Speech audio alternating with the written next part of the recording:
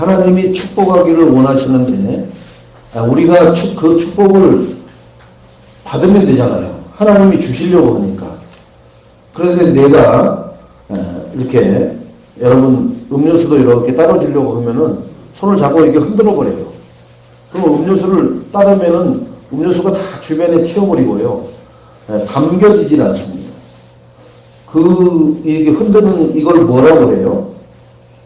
수전증이라고 합니다. 손이 떠는 병. 그게 질병이라는데, 질병. 수전증. 이 알코올을 많이 자시던 분들이 알코올을 안 먹으면 손이 이렇게 떨잖아요. 수저질을 젓가락질을 못해요. 여러분. 질병이라는 거예요. 그게. 하나님이 축복을 주시려고 하시는데 내가 영적인 장애로 인해서 하나님의 축복을 받을 수가 없어. 그럼 어떻게 해야 돼요? 빨리 치유받아야 되잖아요. 어떻게 해요? 하나님 앞에 나오시면 돼요. 그러면은 우리가 치유받는 것은 물론이거니와 하나님이 주시려고 하는 축복을 하나도 쏟아버리지 않고 다 받아서 하나님의 영광을 위해서 쓰는, 특히 후대들을 위해서 쓰는 그런 축복의 전도자들이 다 될 줄로 믿습니다. 오늘 이사야 44장 1절로 5절에는 보면은 뭐라고 나오느냐, 3절 4절에는 보면은 하나님께서 성령으로 그 백성에게 부어주시겠다고 약속하는 거예요. 성령으로 부어주시겠다고. 성령이 뭐예요? 능력이란 말이에요. 하나님이 하시는 능력. 각각 사도행전 2장 1절에 마가의 다락방에 120문도들이 예수님이 약속하신 그 날짜를 거기 다락방에서 모여서 기도하고 있는 가운데 오순절날이 이미 이름에 약속한 날이 이름에 120문도 머리 위에 성령이 각각 임했다고 나오거든요. 임한 것이 뭐 중요하냐? 뭐 뜨뜻한 거 그거 뭐 없다고 뭐가 또 다르냐? 임하고 안 임하고의 차이가 따뜻하다 춥다가 아니라 뭐가 나타나요? 능력이 나타나잖아요. 능력이. 무슨 능력이요? 내가 죽었다가 깨어나도 할 수 없는 능력이 나타나버린단 말이에요. 그게 하나님이 하시는 역사란 말이에요. 그걸 내가 체험하라는 거예요. 그걸. 근데 하나님은 그 능력을 부어주시겠다고 오늘 말씀의 3절 4절에 이것은 하나님께서 성령을 그 백성에게 구원받은 하나님 자녀들에게 부어주시겠다고 하는 약속이란 말이에요. 또 그 모든 백성이 아니란 말이에요. 그 백성이라고 하니까 그러면 구원받은 자는 다겠네요. 아니라니까요. 그 백성이라는 의미가 뭐냐 하면은 목마른 자라고 말하고 있어요. 목마른 자. 아무 사람이나 음료수 주고 물 줘보세요. 되게 싫어합니다. 저 같은 사람이나 음료수 주면 좋아하지 다른 사람들은 안 먹어요. 뭐 먹느냐? 생수 먹거나 자기가 가지고 다닌 건강음료 먹더라고요. 나만 이제 이상한 거예요. 아직도 탄산음료 먹냐고 하는데 나는 좋아하니까 먹지만 다른 사람들은 자기 몸에 이상이 와가지고 벌써 탄산을 먹었다 하면 벌써 부대끼는 거죠. 쉽게 말하면. 그래서 못 먹는 거예요.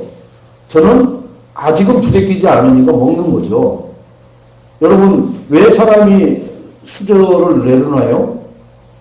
밥맛이 없으니까 수저 내려놓는 거예요. 여러분. 밥맛 있는 사람은 수저 없다고 못 먹어요. 젓가락으로도 먹어버리고요. 아니면 그냥 개눈 감치듯이 손으로 후루루 해서 먹어버려요. 다. 왜? 그 기다릴 시간이 없어. 배가 근데 막 지금 안에서는 들어오라고 난리인데. 그런데 산의 진미를 차려놔도 내가 뭐가 없으면요. 식욕이 떨어져 버리고 밥맛이 없으면은 수저 젓가락도 안 듭니다. 마찬가지로 목마른 자. 그 목마른 자가 누구냐 하면은 하나님 말씀을 갈망하는 자라고 했어요. 하나님 말씀을 사모하는 자라고 했어요. 우리는 하나님이 성령을 부어주시겠다라고 했는데 모든 사람인데 모든 구원받은 자가 아니라 하나님 말씀을 사모하고 갈망하는 자에게 성령을 불붙듯이 부어주겠다는 거예요. 그게 바로 오순절 마가다락방의 120문도가 그 약속을 붙잡고 갈망하고 사모하고 한 10여일 동안 기도하니까 성령이 거기에 임해버린 거예요. 그래서 능력이 나타나라고 하지 않는데 그냥 뭐만 하는데요? 그냥 말을 하는데 뭐가 나와요? 각국 언어로 나오잖아요. 각국 언어도 어떤 언어예요? 거기에 지금 그 장면을 보려고 참관했던 그 15개국에서 온 유대 산업인들이 앞에서 15개 나라 언어로 말을 해버린 거예요. 그게 성경에는 뭐라고 하냐? 방언이라고 그러고, 사람들이 말할 때는 그건 뭐예요? 이야, 애국어 잘하네. 그런데 하나님의 능력으로 그들은 애국어 할 줄 모르는 사람이에요. 성령이 임해버리니까 그 15개 나라에서 온 사람들이 다 알아들을 수 있는 15개국어로 하나님이 말을 시켜버렸단 말이에요. 저들이 누구냐? 고기 잡던 어부 출신, 갈릴리 출신, 그 별볼 일 없던 사람들 아니냐? 근데 어떻게 저들이 저런 말을 할 수 있는 거? 하나님의 능력이 임해버리니까. 하나님의 능력은 뭐라고 했어요? 성령이라고 해요. 성령을 부어주시겠다고 약속을 했단 말이에요. 누구에게? 백성들에게. 근데 그 백성을 다가 아니라 구원받은 하나님 자녀 중에 하나님의 말씀을 사모하고 약속을 지키고 간절히 구하는 자에게 그 하나님의 성령을 부어주신 그 증거를 오늘 3절 4절의 말씀이고요. 또 1절 2절에는 뭐냐? 나의 종 야고와 내가 택한 이스라엘아 내가 택한 여루수나 이렇게 세 종류의 사람이 나와요. 근데 다 뭐냐? 나의 종 내가 택했다고 그래요. 여러분은 하나님의 종입니다. 아멘이에요. 네, 하나님의 종이라니까요. 네, 사람의 종이 아니고 세상의 종이 아니란 말이에요. 그런데 우리가 하나님을 참 비참하게 많이 만들죠. 사람의 종으로 살고 세상의 종으로 살 때가 우리가 얼마나 많이 있습니까? 그게 가서 굽신거리는 게 종으로 사는 게 아니에요, 여러분. 굽신거리는 게 종이 아니라니까요. 뭐였냐? 말씀 없이 사는 것을 세상에 종됐다고 합니다. 말씀 없이도 살 수 있다라고 생각할 만큼 교만이 하늘을 찌르는 사람 보고 세상에 종됐다라고 해요. 말씀이 내게 임하지 않는 상태가 영적 상태가 무슨 상태예요? 마귀 자녀 상태란 말이에요. 마귀 자녀에게는 하나님의 말씀이 임하지 않아요. 구원을 받아야 말씀이 내게 임하는 거죠. 그래서 이 설교의 말씀은 누구를 향해서 하는 말씀이에요? 구원받고 하나님이 택한 백성들에게만 해당되는 말씀이란 말이에요. 그래서 우리가 택한 백성인 우리가 사도행전 13장 48절에 그 시간표를 쫓아서 이 말씀을 가서 해주는 거예요. 말씀의 키가 뭡니까? 그리스도이기 때문에. 야곱은 우리는 다 알고 있죠. 창세기의 야곱. 에서의 발뒤꿈치를 붙잡고 나온 자. 그죠? 네. 알고 있잖아요, 우리가. 이게 야곱의 원래 의미는 뭐예요? 사기꾼이라는 의미예요. 사기꾼. 사기를 그만큼 잘 치죠. 누구한테도 잘 쳐요? 아버지한테도 사기치잖아요. 아버지가 눈이 어두워진 것을 알고, 그죠? 네. 야곱이 털북숭이 만들어가지고 에서 흉내 내고 목소리까지 해서 아버지의 장자권을 자기가 받아버리잖아요. 또 형을 팥죽 한 그릇으로 장자권을 사버리잖아요.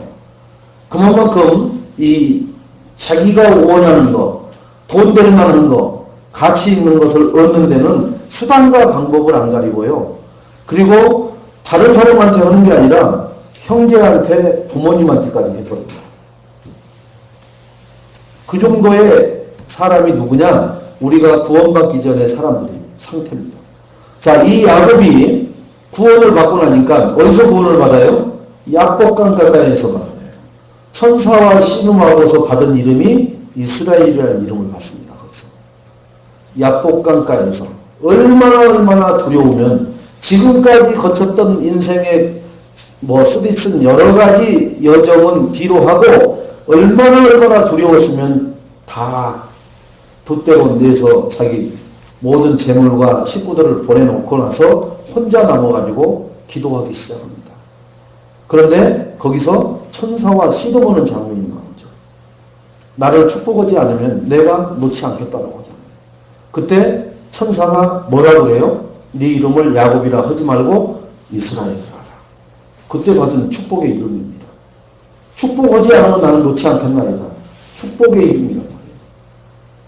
이스라엘. 여러분은 예수부터를 통해서 구원받은 이름이 어떤 이름이에요?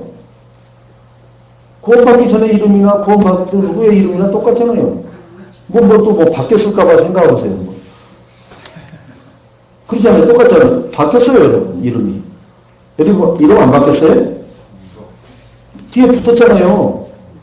그냥 뒤에 아무개 씨 하다가 뭐라고 붙여요, 여러분들.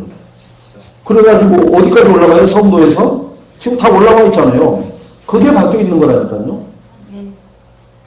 그거 눈 감고 있더니 목사님이 와서 그거 허락해서 온 게 아니라니까요. 하나님 앞에 하나하나 성실하게 충성하고 헌신하다 보니까 하나님이 나를 여기까지 인도해 주신 거란 말이에요.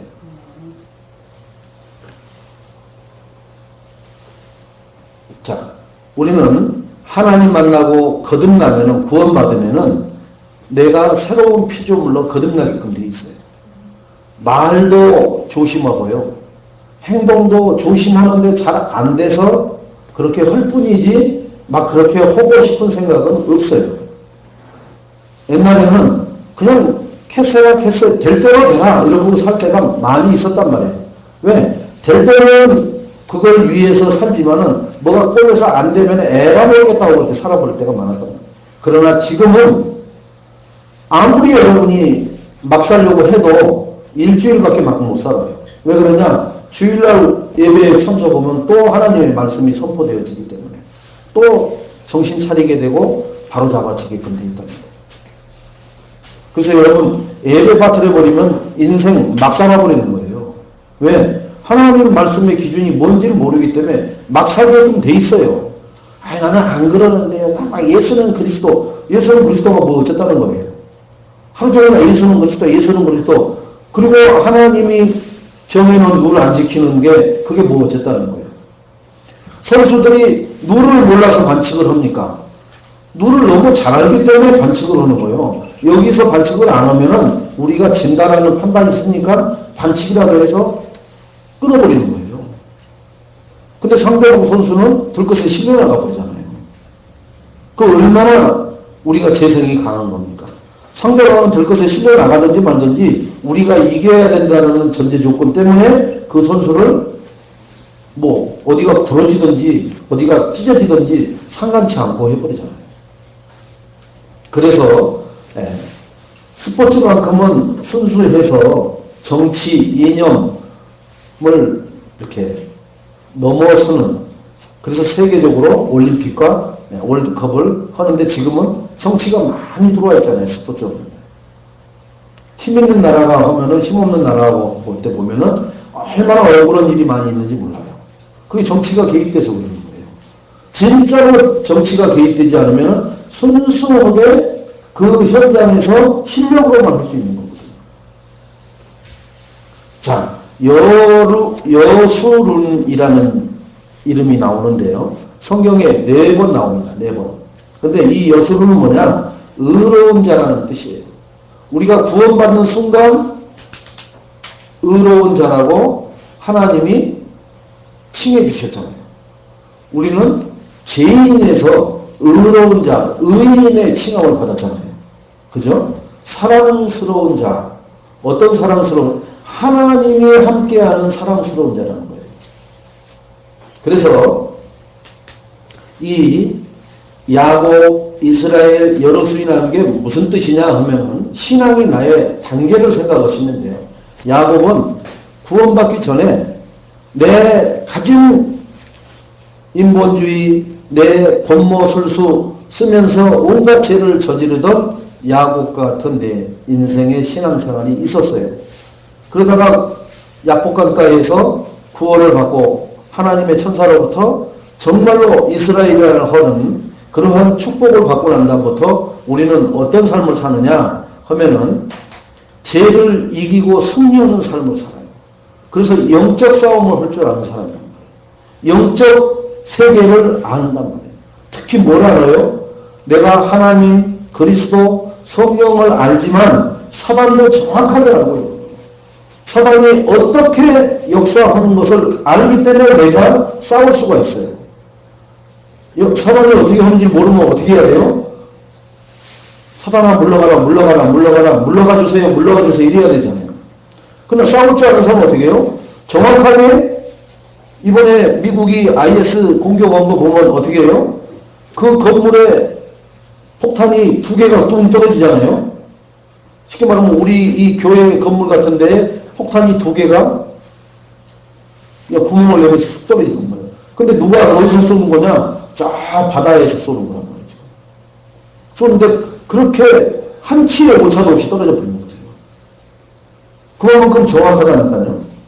마찬가지로 우리는 정말 하나님의 자녀가 기도하고 영적 싸움을 한다면은 정확하게 알고 타켓을 영적 싸움할 때 어떤 것이 사단이 지금 나를 뭘 가지고 나를 지금 건드리고 있구나. 그걸 알고 그걸 깨트려야 돼요.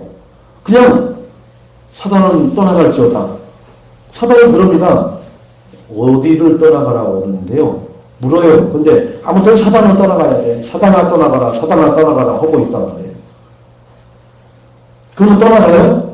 아무리 미국이 폭탄을 갖다가 막 쏟아부어도 아무데나 두드려 놓으면은 그 IS는 더 난리를 치고 세력을 더 넓혀 나가겠죠. 그런데 정확하게 그들이 있는 곳을 잡혀 때려가지고 정확하게 다 타켓을 해버리잖아요.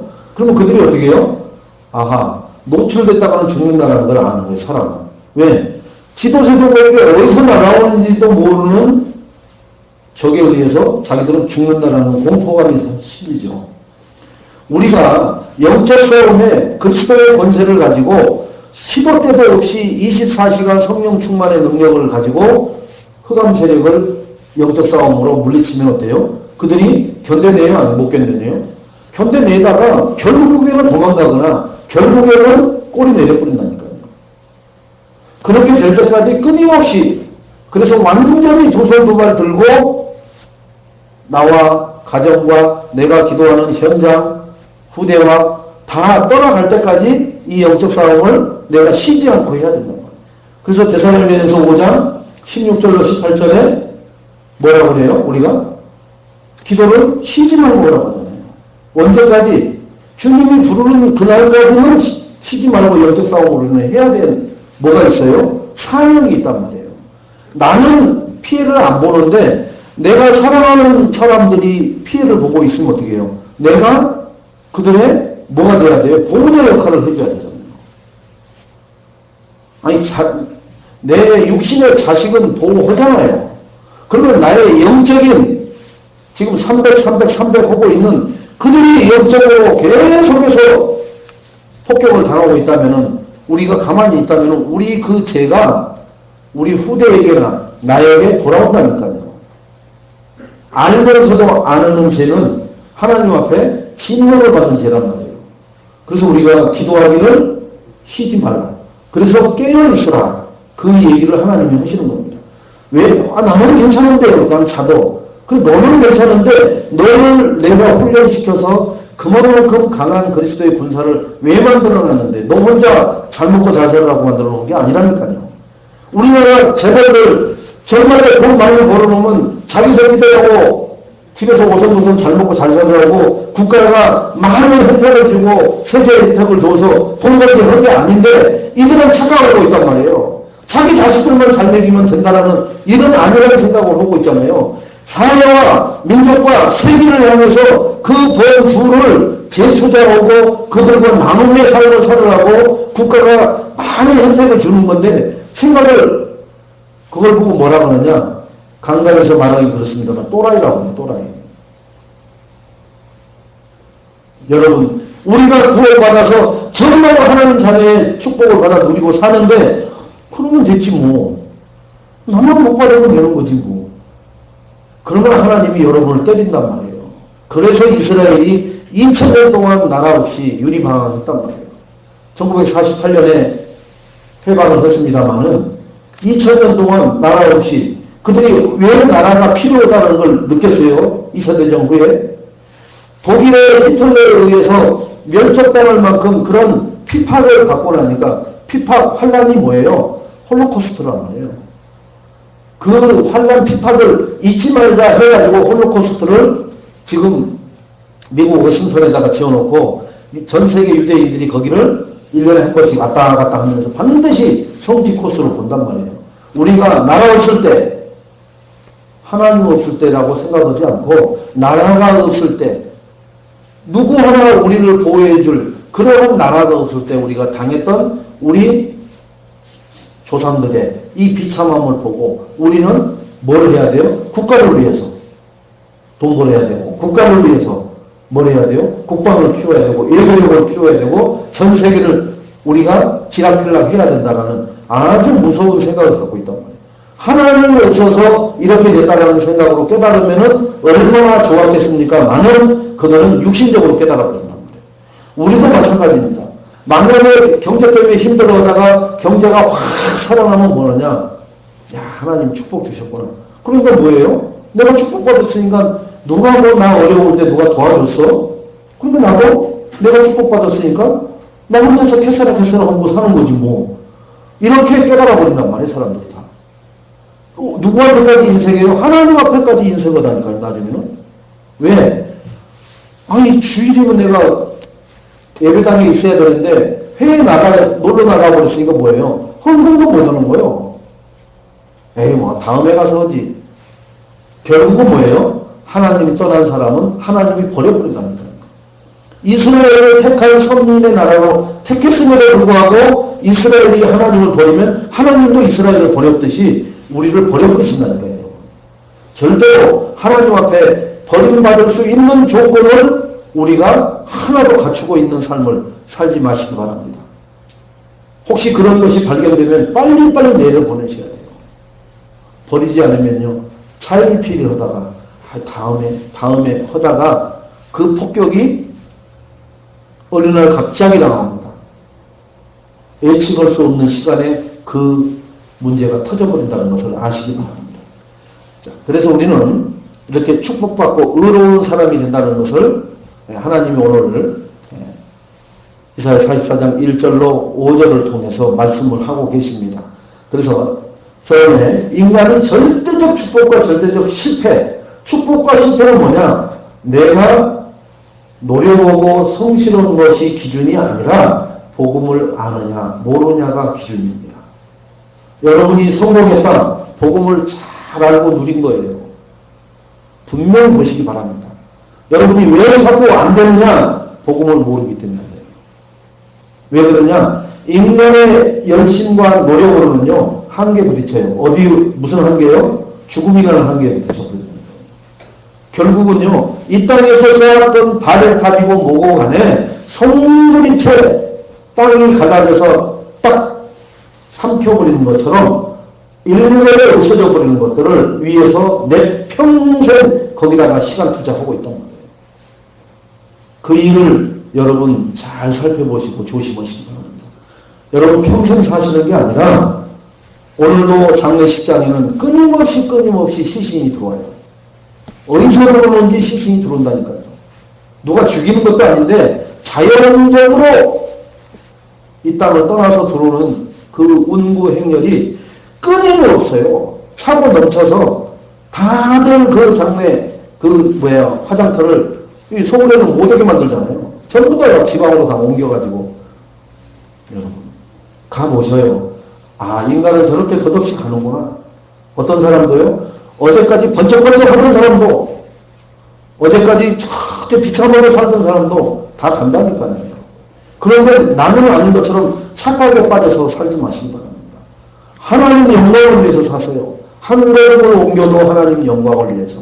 내가 말을 한마디를 해도 하나님 영광 때문에 말을 하시고, 물질을 단돈 1,000원을 써도 하나님 영광이 아닌 데는 인색하세요, 여러분. 그리고 그 영광이 되는 거라면은 여러분의 모든 것을 다 열어서라도 사세요. 그것을. 취하세요. 불의한 물질로 사람을 먼저 살아보잖아요. 하나님.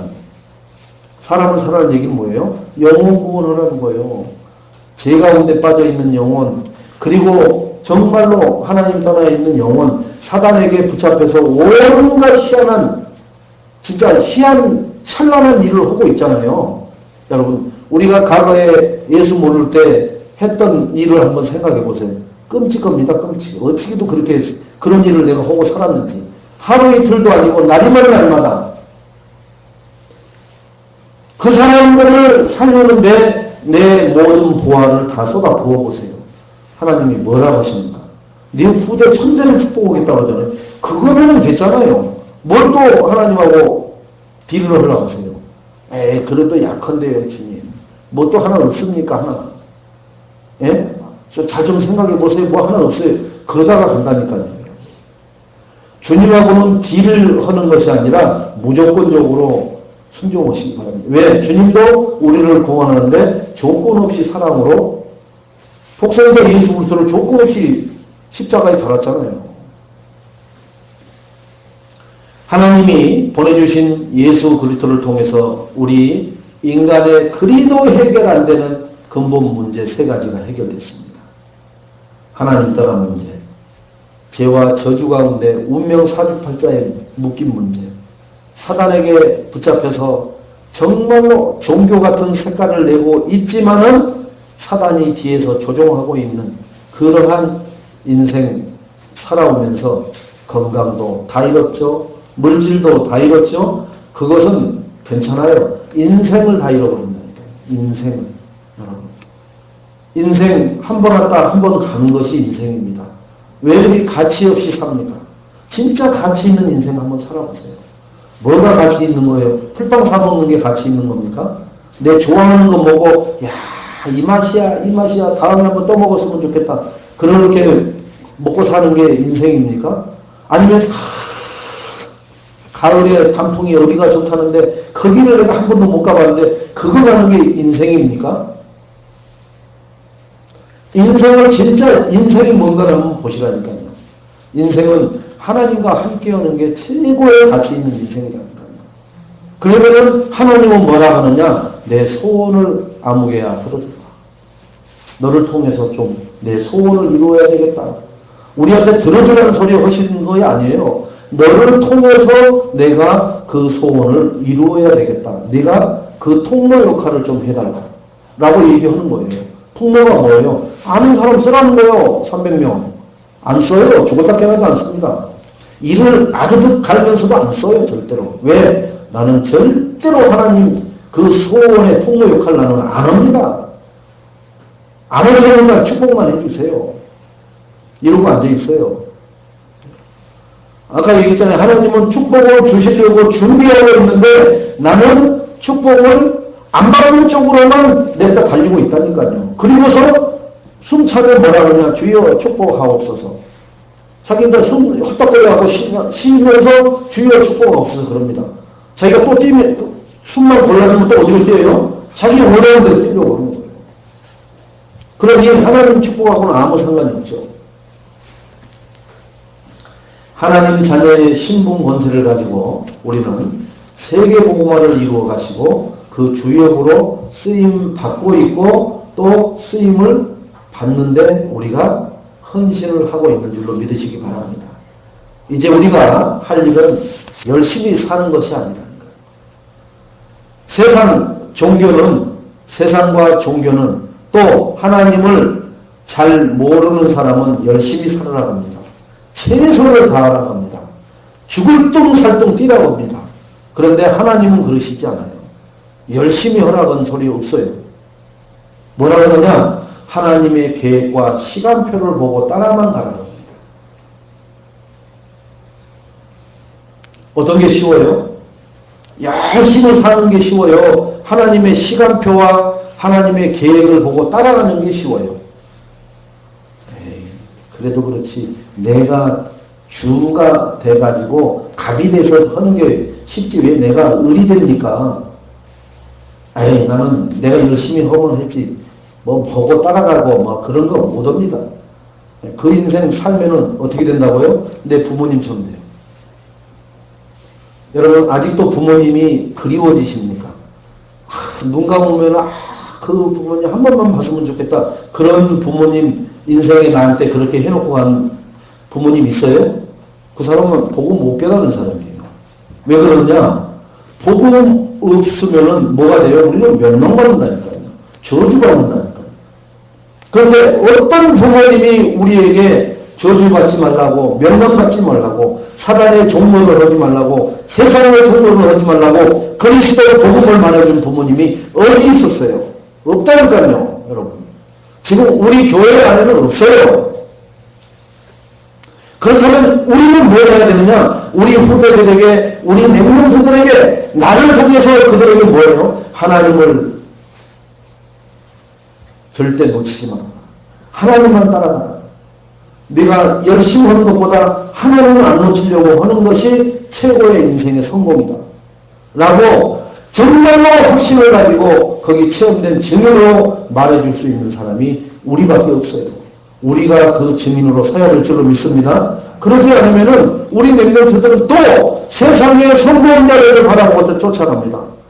그들의 멸망이요 저주요 3, 4대가 저주받는 그런 유산을 남기는 사람들의 모델일 뿐입니다, 여러분. 그들을 폄하하고 그들을 무시하자는 게 아니라니까요. 그들의 근본은 뭐예요? 영이 죽어 있어요. 허물과 죄로 죽어 있단 말이에요. 죽어 있는 사람 것을 여러분 산 것처럼 산 사람이 그걸 왜 쫓아갑니까?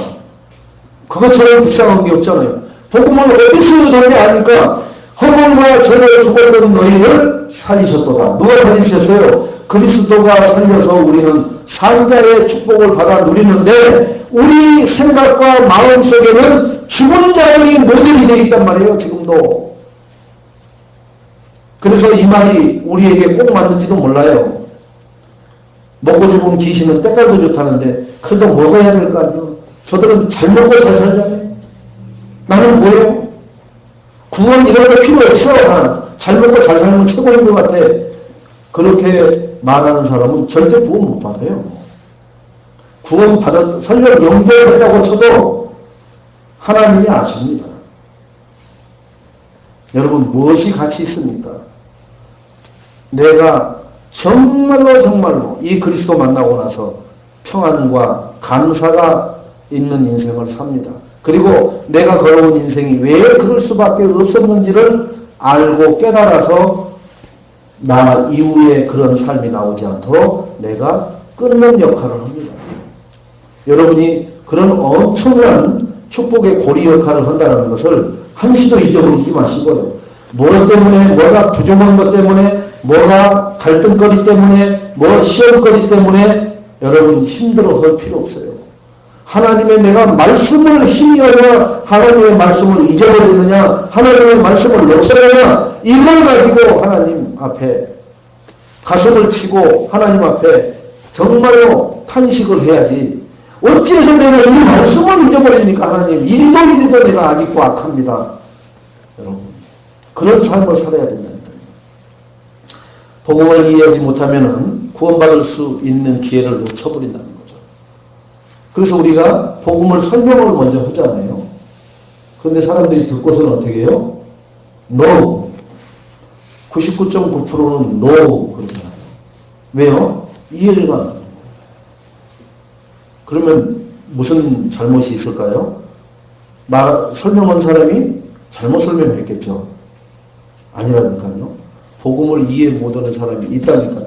13장 48절이 안 된 사람은 천하 없는 누가 와서 얘기를 해도요. 예수님이 와서 설명을 해도 노 한다니까요. 예수님을 잡아 죽인 유대인들과 제사장들과 사두개인들이 바로 그 증거잖아요. 그래서 결국은 인생 전체가 실패로 끝나버려요. 교회 중심의 기도를 이해하지 못하면 교회 중심적인 기도를 모든 기도는 뭐가 돼야 돼요? 교회를 중심으로 하는 기도가 돼야 돼요. 아니 우리 가정을 놓고 기도하는 건데요. 맞습니다. 가정을 놓고 기도해도 이게 교회와 연결이 돼야 돼요. 여러분 교회를 왜 주셨어요? 지금 이 A교회 여기 이 성전을 말하는 게 아니라 여러분을 왜 구원해 주셨냔 말이에요. 여러분을. 각자를. 여러분이 교회잖아요. 성령이 너희 안에 계시는 줄을 알지 못하느냐. 우리 안에 성령이 계시는 것을 왜 주셨단 말이에요. 그걸 알지 못하고 기도를 한다면은, 그죠? 직분, 우리가 가지고 있는 직분에 대한 응답을 못 받는다는 거죠. 그래서 교회 생활만 하는 거예요. 그걸 종교 생활이라고 합니다. 그래서 정말로 교회가 얼마만큼 축복이고 얼마만큼 중요한 거구나. 교회가 무너지면 다 무너지는 거예요. 나라는 교회가 무너지면은 가정도 무너져 버려요. 가정이 무너지면 어떻게 돼요? 사회가 무너진다니까요. 사회와 국가와 전 세계가 흔들거리는 거예요. 그래서 우리가 나로부터 다락방은 뭐예요? 나이가 복음으로 행복해지는 게 다락방입니다. 그 행복해진 걸 옆에 사람들한테 말해주는 것이 다락방이에요. 이렇게 행복해진다고 해서 사람들이 한 번 와서 들어가라가 아니라 내가 이렇게 복음을 통해서 구원받고 나니까 행복하고 너무나 평안하고 감사거리밖에 없다. 나를 아는 사람들은 한번 와봐라. 들어봐라. 해서 온 사람들에게 그 사람들이 다른 교회를 다니던 절간에 다니던 무당이든 상관치 않고 그들에게 내가 행복해지는 키가 뭐였는지 아느냐? 예수가 그리스도라는 키다. 그것을 만나고 나니까 내가 이렇게 행복해졌다. 여기 계신 분들 나를 자초지정을 알지 않느냐? 목요일날 현장 가서 잘 안다는 사람한테 물어봤어요. 저분이 예수를 믿는다고 그러네요. 그랬더니 헐 그러더라고요. 그 얼마만큼 바뀐 것 같아요? 물어봤어요. 그랬더니 1000배 만배 바뀌었대요. 알고 있는 사람 그 지인이 그런다니까요. 나는 그 사람 몰라요. 그런데 그 사람한테 제가 어떤 말, 저 사람이 예수 믿는다고 그러는데 옛날하고 지금하고 뭐 좀 바뀐 거 있어요? 그랬더니 바뀐 게 아니라요. 1000배 만배로 바뀐 것보다 더 바뀌었어요. 알아요 벌써. 그만큼 우리 삶을 통해서 사람들이 보고 있고요. 말은 안 해도 그래서 그 사람 있는 것을 인정을 하는 거예요. 그러면 그 사람하고 관계되는 사람들을 어떻게 보겠어요? 당연히 조심스럽게 귀하게 본다니까요. 그러니까 대화를 진중하게 한다니까요. 자꾸 그리스도가 나오니까 이제 못 견뎌내는 것 뿐이지. 여러분, 나를 사람들이 내 주변의 사람들한테 나를 물어보면 뭐라 그러느냐? 저 인간 교회 다니더니 인간 말종돼 버렸어요. 그러면 어떻게 돼요? 그 사람은 마귀한테 붙잡힌 사람이에요. 예수 믿기 전에 교회 안 다닐 때는 그래도 사람이 살아보실 좀 하더니 교회 가더니 완전히 저건 뭐 사람도 아니고 뭣도 아니고 이래 버리면 뭐예요? 하나님의 영광 싹 가려버리는 거예요. 전도분 내가 다 맡고 돌아다니는 거예요. 그래서 내가 성령으로 충만하지 않으면은 전도분 막는 대화나 만남이나 삶을 살아간단 말이에요. 전도를 이해하지 못하면 열심히 우리가 봉사를 해도 하나님의 축복 없는 육신적인 봉사로 끝나버려요. 이게 천주교 봉사입니다. 언젠가 제가 얘기했잖아요. 그 월요일날 되면은 큰 남자들 소변기를 끌어안고 그 이렇게 고무장갑, 김장 고무장갑 끼고는 열심히 닦아요, 아줌마들이. 소변을 못 보겠어. 여기 저쪽으로 좀 가라고 소변 좀 보게. 잠깐 비켜있다가 소변 보고 또 막 자기들 나름대로 콧노래를 불러가면서 닦는 거예요. 물어보니까 뭐예요? 가장 사람들이 싫어하는 것을 하는 것을 제일 뭐 한다고요? 복 주신다고 했다고. 그런 복을 말하는 게 아니에요. 복음을 전하는 것을 사람들이 다 안 한단 말이에요. 할 줄도 모르고. 그리고 거기에는 대가가 따르고 핍박이 따르기 때문에 사람들이 다 뭐라 그러냐. 전도는 할 줄 아는 사람이나 하고 거기에 달란트 있는 사람이나 하는 거지 아무나 하는 게 아니에요. 그래서 전도부가 있는 거 아니에요. 그래서 전도부만 전도하는 거예요. 전도부 아닌 사람, 선교부 오는 사람은 선교만 하고 봉사부는 봉사만 하는 거고. 그죠? 네. 그렇게 돼 있어요, 그들이. 근데 그걸 왜 그렇게 닦느냐? 그렇게 봉사하고 나면은 뭐예요? 네. 자기에게 복이 많이 온다고. 그렇게 가르쳐 놨단 말이에요, 천주교에서. 우리 교회 화장실 소변기 하나 있는 거 누가 닦질 않는데요. 그것뿐만 아니라 안에 것도 안 닦는다니까요. 왜? 그거 가지고 복받을 당했으면 여기 싸움 납니다, 맨날. 딱 예배 끝나면 그거 문거러 잠그고 내가 닦는다고 딱 하고 앉아있을 거고 그런단 말이에요. 그런데 이 세상 종교들은 그런 걸 가지고 복의 기준을 갖다 들이대니까 사람들이 그 사람들이 못 배운 일자 무식이냐? 아니란 말이에요.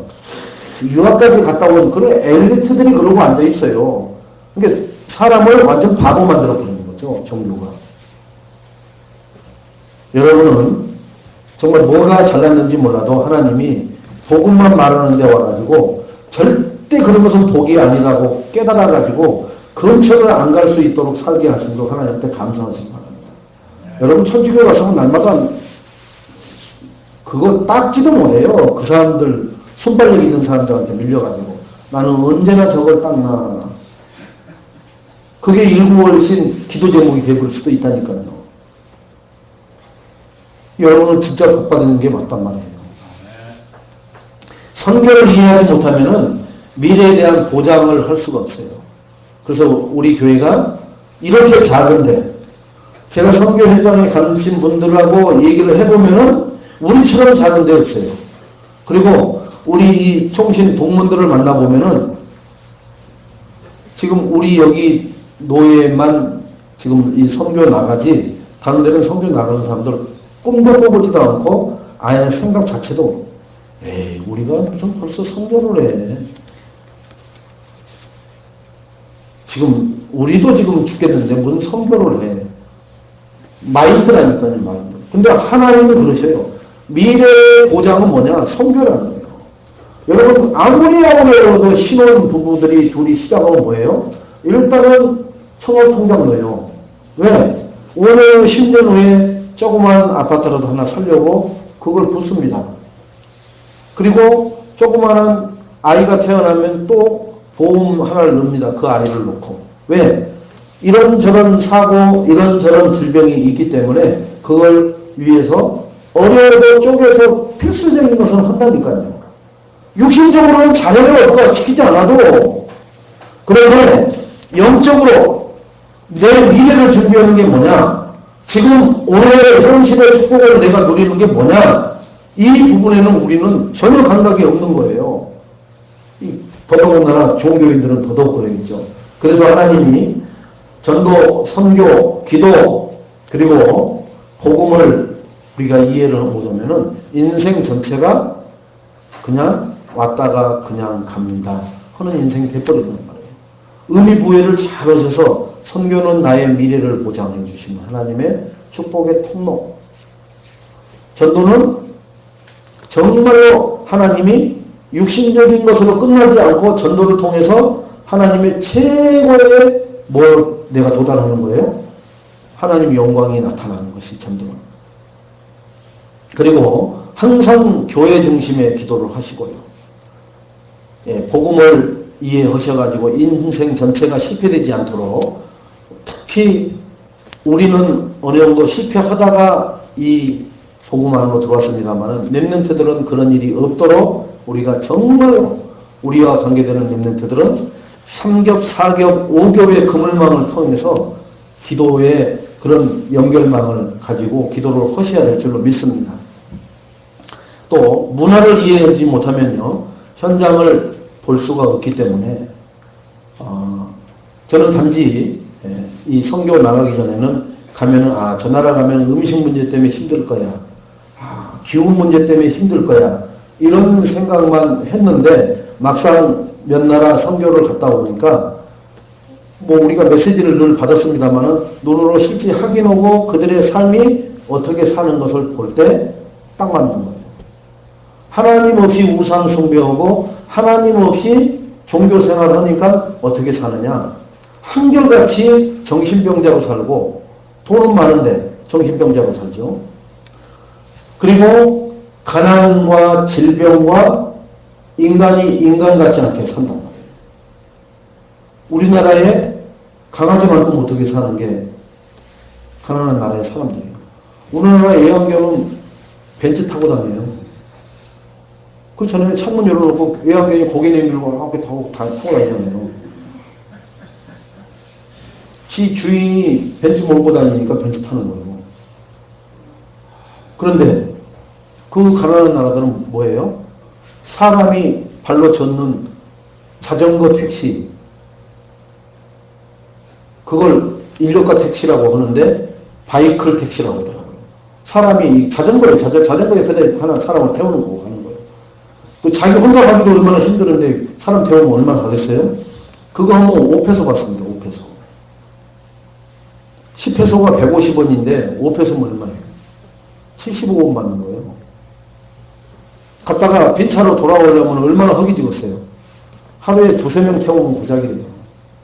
왜? 그런 것이 너무너무 많으니까. 그러니까 할 일이 없는 거예요. 우리나라 70년대 때 우리나라에 할 일이 어디 있었어요? 사람은 많은데 할 일이 없는 거예요. 지금처럼 알바라는 단어가 없었잖아요. 알바라는 단어 자체가 없었잖아요. 지금은 일이 그만큼 있는 거예요. 알바라고 해서 뭘 하니까. 옛날에는 그냥 무조건 놀아야 되는 거예요. 그만큼 어렵다니까요. 왜? 하나님 없이 종교 생활하고 신앙 생활 해버리면 그렇게 된다니까요. 자, 그래서 우리가 이 문화나 선교나 전도나 교회 중심이나 복음을 이해하지 못하면은 결국은 우리 인생이 고통당하고 그리고 미래가 없어지고 특히 우리의 미래라고 하는 렘넌트들이 자라는 자녀들이 또 우리보다 더 비참한 삶을 살 수밖에 없다는 거죠. 그래서 우리가 축복의 주인공이 되기 위해서는 하나님의 절대적인 축복 3가지가 필요한데 이걸 놓치면은 이 축복의 주인공이 될 수가 없습니다. 그래서 오늘 하나님이 일심으로 복음을 붙잡으라는 거예요. 일심으로 복음을 누리라는 거예요. 일심으로 복음만 말하라는 거예요. 마태복음 16장 13절로 20절에 예수님의 질문입니다. 저들이 나를 누구라 하느냐? 제자들의 틀린 대답은 선지자라고 합니다. 엘리야라고 합니다. 에레미야라고 합니다. 선지자 중에 한 명이라고 합니다. 이렇게 제자들도 잘 모르고 있어요. 그래서 그곳에서 베드로가 신앙 고백을 합니다. 주는 그리스도시요 살아계신 하나님의 아들이십니다. 바요나 시몬아 네가 복이 있도다. 이를 알게 한 이는 혈육이 아니요 하늘에 계신 내 아버지시니라. 그러면서 내 반석 위에 네 교회를 세우고 음부의 권세가 너를 해하지 못하게 하고 천국 열쇠를 주리니 땅에서 묶으면 하늘에서도 묶이고 또 네가 땅에서 풀면 하늘에서도 풀릴 것이다. 이런 어마어마한 축복과 흔들리지 않는 반석과 그렇게 우리를 조종하던 음부의 세력이 나를 감히 건드리지도 못하게끔 만들어버리는 축복을 받은 게 바로 우리들입니다. 이 축복이 어디서 온다고요? 복음을 일심으로 지속할 때 내 모든 지금까지 나에게 각인되어 있던 복음 아닌 다른 것을 복음으로 바꾸시지 않으면 이 축복을 절대로 뭐라고 하느냐? 선지자 같던데요. 엘리야 같던데요. 에레미야 같던데요. 이런 소리 하면서 해도 안 되네 라는 신앙생활을 하다 마치게 될 줄 믿습니다. 그런데 이 복음 대신 그리스도만 내가 각인되고 말한다면은 하나님의 축복을 달라 말라가 아니라 하나님이 아까 주시려고 준비하고 항상 계시다고 하잖아요. 그 축복이 나에게만 쏟아져요. 내가 가는 곳마다 하나님은 그것을, 그래서 어떤 사람은 모릅니다. 너는 부정 탔냐? 왜? 가는 곳마다 개수가 그렇게 없냐? 그런 사람이 있어요. 불신자들 말할 때 보면. 죄만 오면은 뭔 사건이 터져. 애가 생긴 것도 그렇게 생겨갖고 찌그러져갖고 그러는데, 어제 혼인일까지 그러는지 모르겠어. 그게 있단 말이에요. 그런 게. 그런데 생긴 것은 그렇다 손 치더라도 하나님의 복을 받아버리면 그 사람이 어떻게 바뀌어요? 야, 어떻게 저주덩어리가 복덩어리로 바뀌어버렸노? 어떻게 그렇게 됐노? 그때 이제 복음이 들어가는 거예요. 여러분, 우리가 과거에는 정말로 누구도 나를 칭찬해 주지 않는 정말로 별 볼일 없는 인생이었습니다. 예수 믿고 나서 오직 그리스도하고 나서 이만큼 살고요. 앞으로 우리가 가는 곳마다 어떤 문제도 해결되어지고 흑암이 떠나가면서 그곳에 찬란한 하나님의 나라가 임하는 것을 모든 불신자들이 보고 복덩어리다 복덩어리다. 참 사람은 인복이 있어야 한다는데 저걸 두고 하는 말이다 라고 했을 때 그게 인복이 아니라 하나님의 복입니다. 그게 그리스도입니다. 말해줄 수 있는 우리가 삶을 살아야 될 줄로 믿습니다. 두 번째는 전심으로 기도를 하라고 했어요. 사무엘상 1장 1절로 18절에 이게 한나 사건이 나오는데요. 이스라엘의 각 가정마다 전부 다 아들들을 수수수 잘나요. 근데 이 한나 가정에만 아들이 없는 거야. 그러니까 세상 말로 미치고 팔짝 뛰는 거예요. 남들은 너무 많이 나서 포도 연글듯이 연글었다고 하는데 우리는 왜 그리 흔한 게 없노? 이렇게 이제 하나님 앞에 기도를 합니다. 하나님, 개똥이라도 있고 말자리도 다 있는데 거기 너무 자식이 많다고 아들이 많다고 하는데 왜 나는 이렇게 아들이 없습니까? 막 울고 난리를 치죠. 그런데다가 첩으로 들인 여자는 아들을 쑥 나가지고 둘씩이나 나가지고 조롱하죠. 뭘 네가 조광기처럼 뭔 눈을 째려 아들도 못 난 게. 막 이제 이렇게 해야 되죠. 그러니까 여자들은 진짜 그게 피가 거꾸로 쏟잖아요. 그러니까 하나님, 나 정말 내가 이렇게 살아야 됩니까? 남편이 아무리 사랑한다고 다독거려주고 품어줘도 위로가 안 되는 거예요. 그런데 기도가 뭐가 잘못된 거예요? 기도 제목이 잘못된 겁니다. 지금 자기 위신 세워주기 위해서 하나님 앞에 구한단 말이에요. 다 있는 아들이 나만 안 주세요, 하나님. 내가 이렇게 사람 앞에 한국으로 말하면 칠거지약에 범해진 여자처럼 죄인처럼 살아야 됩니까? 하나님. 나 좀 하나님 가슴 확 열고 두 다리 쫙 뻗대고 살 수 있도록. 옛날 말이 있잖아요. 여자분들 아들 둘을 낳고 나면 시부모 앞에서 그냥 두 다리 쫙 펴고 앉아있다는. 왜? 평신들 제사해줄 아들 내가 둘이나 낳았어. 뭐라고 하면 그 정도라니까요. 근데 왜 나만 이렇게 홀대 보시고 왜 그런 하나님은 묵묵 못하겠습니다. 한나가 깨닫습니다. 한나가 깨달아요. 그게 이제 성령이 역사한 거죠. 그래. 이 이스라엘에 이 수두룩 복잡한 이 아들들이 없어서 망하는 게 아니구나. 근데 나는 겨우 내가 고통당하고 있는 그것을 모면해보려고 하나님 앞에 구한다고 하는 것이 아들 달라고 그렇게 몸부림을 치고 있구나. 그래서 기도 제목을 바꾸잖아요. 하나님, 나 아들 필요 없습니다. 정말로 우상 앞에 저러지 않고 하나님만 바라볼 수 있는 그런 자녀를 하나 주세요. 내가 그래서 하나님 앞에 바치겠나이다. 그랬더니 하나님이 즉각 응답해 보잖아요. 그 아들이 누구예요? 사무엘이에요. 그 언약을 붙잡고 기도해서 낳은 아들을 4살 때 젖을 떼자마자 성전에다 갔다가 엘리 제사장한테 인수인계를 합니다. 제사장님, 제가 이완저만 저만 이만을 해갖고 기도했을 때 너 술에 취했구나 했던 그 기도하던 여인입니다. 거기에 하나님이 응답하셔서 이 열매입니다. 잘 좀 성전에서 키워주십시오. 쉽게 말하면 성전에 뭐로 들어가는 거예요? 이제 제사장으로 들어가는 거예요. 부모가 4살짜리 아들을 띄워놓고 잠이 오겠어요. 그 아이는 성전에서 자는데 근데 성경에서 자는 장면 나오잖아요. 언약궤 옆에서 사무엘은 자더라. 엘리는 지방에서 자고. 그러니까 엘리가 망하는 거예요. 그 어린 4살짜리 사무엘은 성전에, 지금 여기로 말하면 어디서 잤다는 얘기예요? 여기 옆에서 잔 거예요. 여기서 어린애가 누워 자는 거예요. 그런데 하나님의 음성이 들리죠. 사무엘아, 사무엘아. 그러니까 얘가 촉기가 있는 애라 일어나서 엘리 제사장한테 뛰어가잖아요. 부르셨나니까. 응? 안 불렀는데? 가서 자라. 사무엘아, 사무엘아. 또 한 번 불러요. 또 뛰어갑니다. 안 불렀어. 가서 자.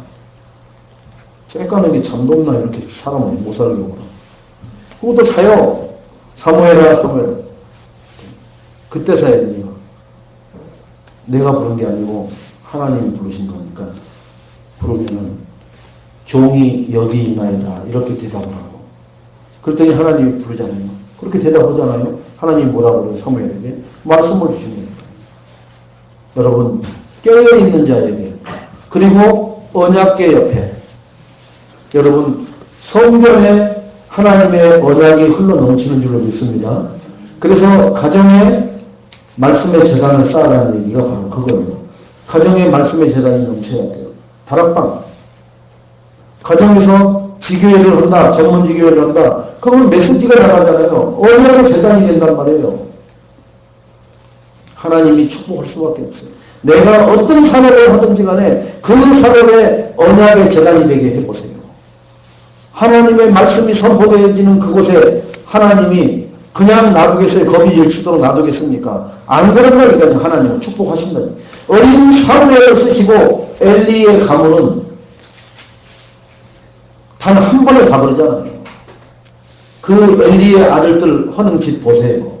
그때 빼앗기거든요. 전쟁이 블레셋에 쳐들어와갖고 하니까는 이것들이 아버지한테 옛날에 들은 것은 있어가지고는 둘이서 누구 시켜가지고는 언약궤를 메고 어떻게 해요? 전투하는 전쟁터 끌고 가요. 하나님 언약궤를 앞세우면은 승리한다라는 어디서 그 소리는 들은 거예요, 이제. 근데 어때요? 갖다 놓고 싸우는데 앵걸 지들이 도망가게 생겼는데 도망가니까 어떻게 해요? 블레셋이 그 언약궤 뺏어가 버리잖아요. 그때 뺏긴 거예요. 뺏겨가지고 70년 동안 어디에 있어요? 70년 동안 맡아있던 사람들 집에 있다가 다윗이 이제 왕이 돼가지고 이제 그걸 찾아갖고 올라오는 거예요. 올라오는데 이제 소가 후떡후떡 뛰어가지고 이 언약궤가 떨어지려고 하니까 우사라는 그 사람이 언약궤를 얹어서 떨어지지 않게 막았더니 그 우사가 그 자리에서 즉사해 버리잖아요. 그래서 사람들이 어떻게 해요? 다 도망가 버리는 거예요. 저것을 떨어지지 말라고 만졌는데도 죽어버릴 정도면 그냥 뭐예요? 이제 저건 저주의 물건이다. 그러니까 다윗도 얼마나 두려웠던지 궁으로 들어가 버려요. 다윗도 들어가 버린다니까요. 그걸 어떻게 못 오고. 그런데 오벨 에돔이라는 그 제사장이 나는 죽으면 죽으리라 생각하고 그 언약궤를 메고, 언약궤를 메고, 언약궤는 성경이 그렇게 되어 있어요. 제사장들이 매라고 됐단 말이에요. 근데 어떻게 해요? 다윗은 우마차에다가 실어가지고 끌고 왔단 말이에요. 그러니까 하나님이 주시는 말씀대로 안 하면은 어떤 사람이 재앙을 당한다는 거예요. 다윗은 어떻게 보면 굉장히 뻔순이에요. 몰라가지고 무식하게 이상한 짓을 많이 했단 말이에요. 거기서도 오만 우차사가 준단 말이에요. 우사가. 메고 왔으면 안 죽어요. 떨어질 이유도 없고. 그리고 남이 여자 이렇게 해가지고 또 백성이 3만 명이나 죽어나가는 일 없다니까요. 누가 한 일이에요? 다윗이 한 일이라니까요. 그럼 다윗은 궁으로 들어가 버렸다니까요.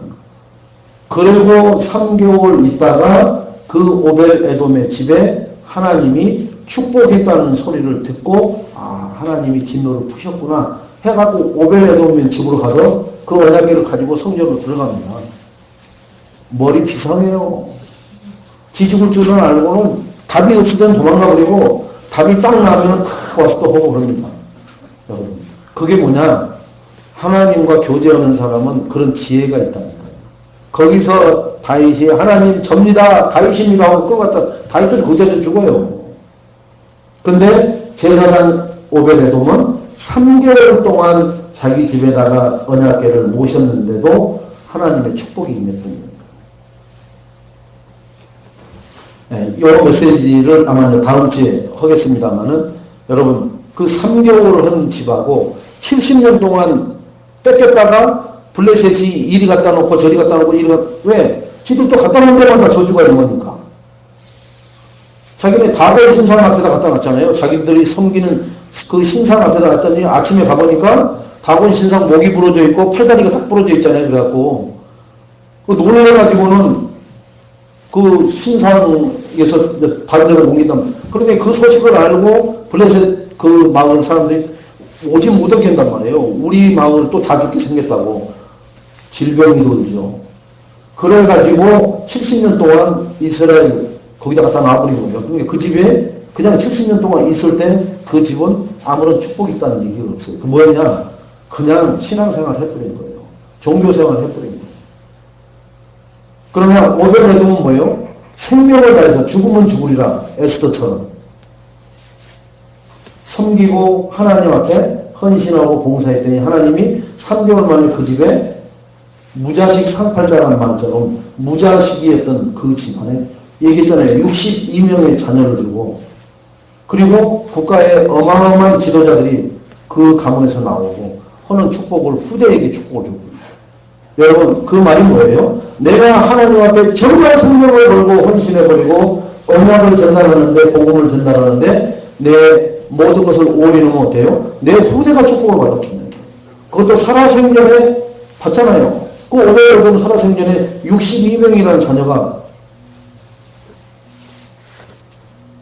그래서 문제를 만난 한나가 문제에 대한 한나의 태도 그리고 자기 중심의 소원 기도를 하다가 깨닫고 어떻게 해요? 하나님 뜻대로 하는 기도를 통해서 하나님의 축복의 열매 사무엘이 그래서 사무엘이 있는 동안 이스라엘의 전쟁이 그쳤더라. 또 사무엘이 말 한마디가 땅에 떨어지지 않았더라. 라고 하는 또 에베네셀의 하나님 그 여기까지 인도하신 하나님이라는 그러한 영적 각성 운동의 주역이 바로 한나의 기도의 열매입니다.